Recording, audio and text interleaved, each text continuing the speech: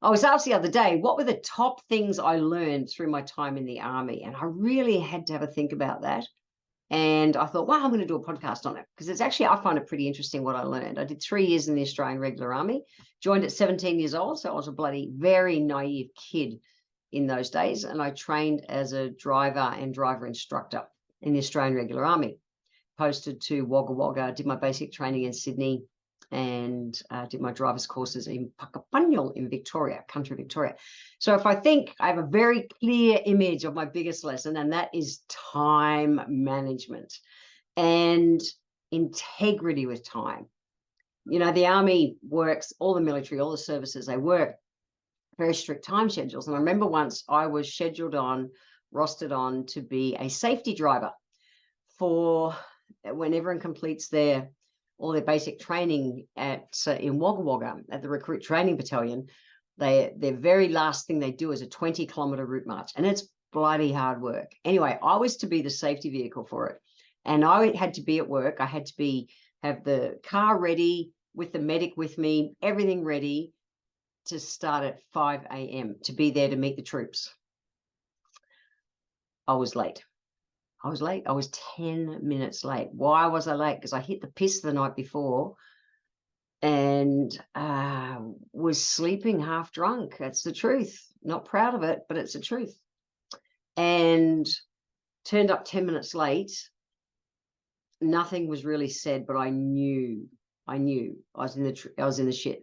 That's it doesn't get any worse for a driver than to be late for a task. In fact, we're meant to be 10 minutes early for a task. I was 10 minutes late.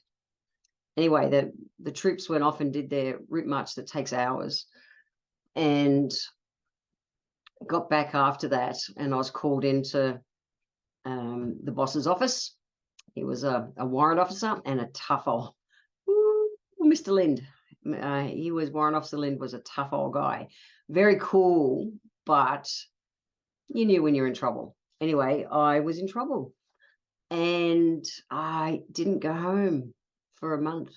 That was my punishment. I was on 24-hour duty, and I learned the importance of integrity around time.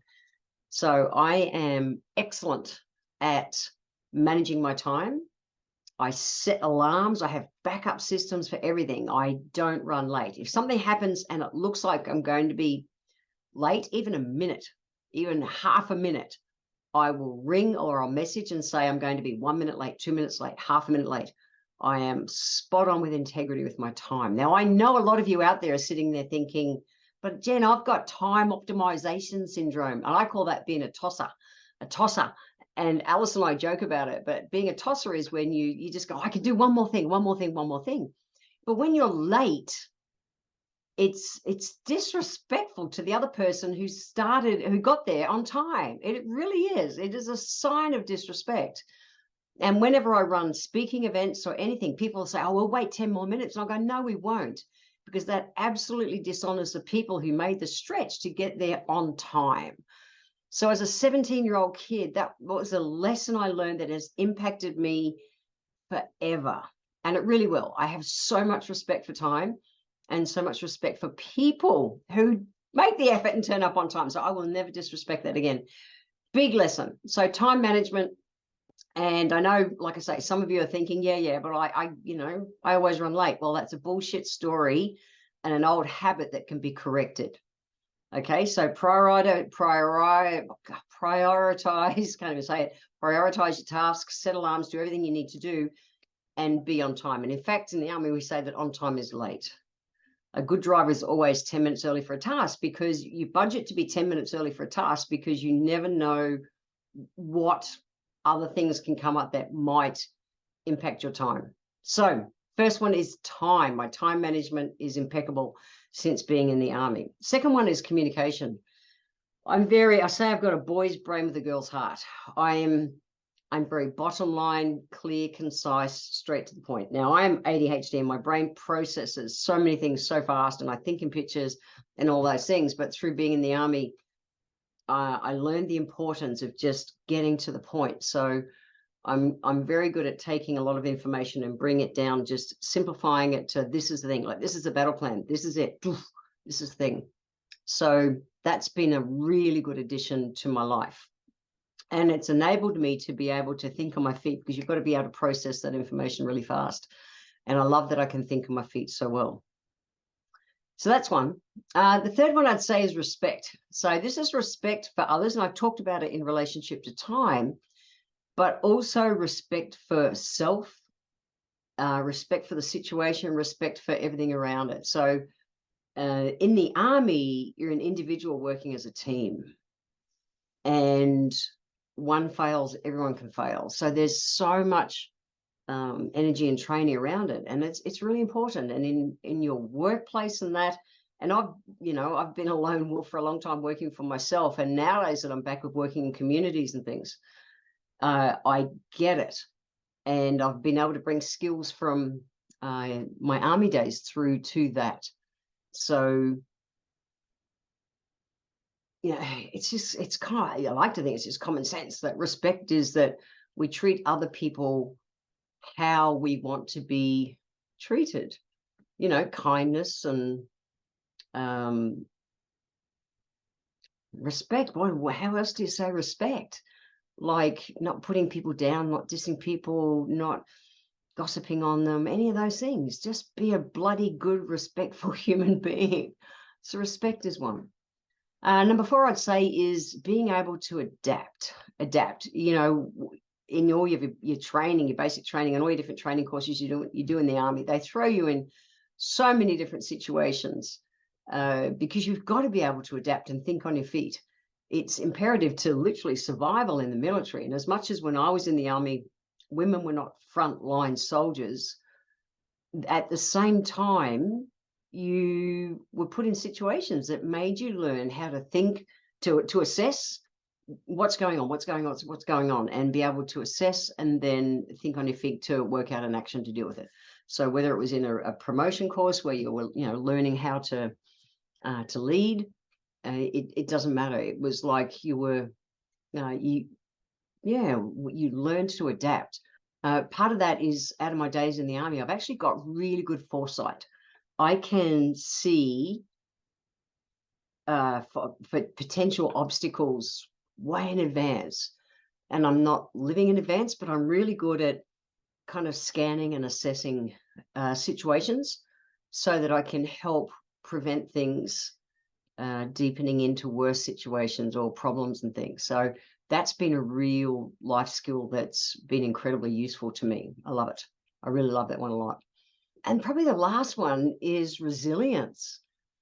Life in the army, the discipline of sitting there and spit polishing your shoes every damn day. I remember every day on my rookies course, my bedside table, you had your bunk and then your bedside table on, where had to be spit polished within, like, just had to gleam. And they'd be coming in, the corporals would be coming in for inspection in the mornings, and I'd be doing there could not possibly be a speck of dust on it. Not possible. It was as they were just ready to walk in the door, I gave it its last wipe, and it was immaculate. And every damn day for my whole rookies course, I got reported for my bedside table not being clean. And it was just like, what frustrating, what I learned after the course, and I've actually Stuart, one of my instructors, is a very, very, very, very, very dear friend to my heart.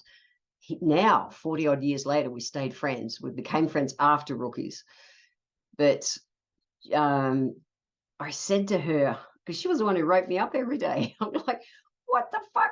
Why'd you write me up every day for my bedside table not being clean? Like, it was immaculate. She said, well, if you actually opened your eyes, every soldier, there was something. They pushed and pushed and pushed on little things like that, because they're helping to build you up to be resilient, to be able to not lose your shit, for something like your bedside table not being clean. There was something, it was just like relentless right through all your training. And the different levels of training, obviously, there was different things and different situations. But I even remember in rookies, my bedside table, I got written up every damn day for that. And you're punished, whether it was extra duties or extra parades. you copped it every day. So how does that apply for me nowadays? When I'm in situations that don't go my own way, I've really learned to just take a breath and calm myself. That's one. And realize that I don't have to have kind of all the answers to what's going on. I couldn't work out why. I didn't even think it was just part of the training. I'm going like, it made me kind of problem solve and all these things, trying to get this bedside table cleaner and more sparkly and things. It was really interesting. I had to break it down into the smallest parts and thinking every element, what are they seeing I'm not seeing? I asked for help. I asked other people who weren't getting written up for it. What are you doing? What are you cleaning with? It was incredible. I ran kind of the, what's the worst case scenario? What could happen? What, if I'm written up tomorrow, what could happen? Oh, I'm going to get an extra hour's drill at the end of the day or something, or up early in the morning and do an extra hour's drill. I was assessing things all based around this bedside table. And you're probably listening to me going, Jen, really? Yeah, really. Really. I get now why they did that. As a 17-year-old kid, initially it pissed me off until I worked out I just had to work it out. And I had to stay open-minded. I had to be able to be flexible and adapt. I needed to be able to, foresee what could be coming. It was huge. I had to implement plans all along the way to be able to try and bring a different result. At the end of basic training, which was, a couple of months, I hadn't achieved a different result. I hadn't. But you know what? Reflecting back on that experience, it built me. It's one of those things that it's like, really? Yeah, really. It was a defining moment in my life. And it wasn't life-threatening or anything, but you know what, when you learn to put up with stuff, so I suppose that's all part of that self-discipline they're building into you. You can just handle different stuff in life later on in life way better. The army days, my career did not go the way I wanted to, with being an out gay woman in the 70s. It really didn't go well for me. And at the same time, it is the best thing I ever did in my life. That 3 years of my life, I've been out of the army for 41 years. That's like a lifetime ago that I even got out. I got in 44 years ago. And yet those days are like yesterday.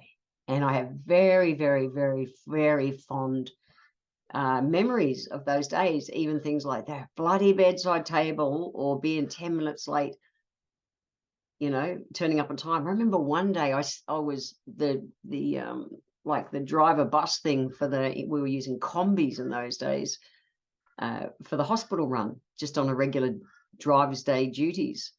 And I slammed the door on my combi. Holy shit. The world ended. Again, I didn't go home for a month. I was on 24-hour duty for a fucking month. But I learned to respect things, not abuse things. So, yeah, my 3 years in the Australian Regular Army didn't go to plan. And they were still the most defining, grounding days for me to grow up and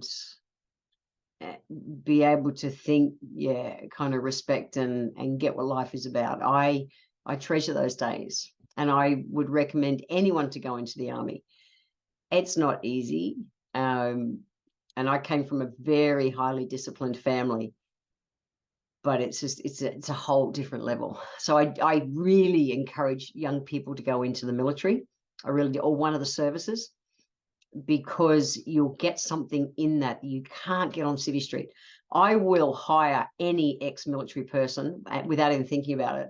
And I've done it in my businesses in the past, because if I've got a certain, toss up between an ex-military person and someone who's not, I know how they're going to perform. It's just another level. So, yeah, I thought I'd share that. I hope you found that interesting. The healthy life hacks you might want to, if you are a tosser at the moment, a time optimizing syndrome person, you might choose to actually choose to be on time or 10 minutes early for everything, and be respectful of everyone else's time. Whatever. You can go to the show notes, www.healthylifehacks.com.au, and check out where I've written down the notes from what I've spoke about today, to see if there's anything you want to implement into your life. But I promise it's been incredible value to my life.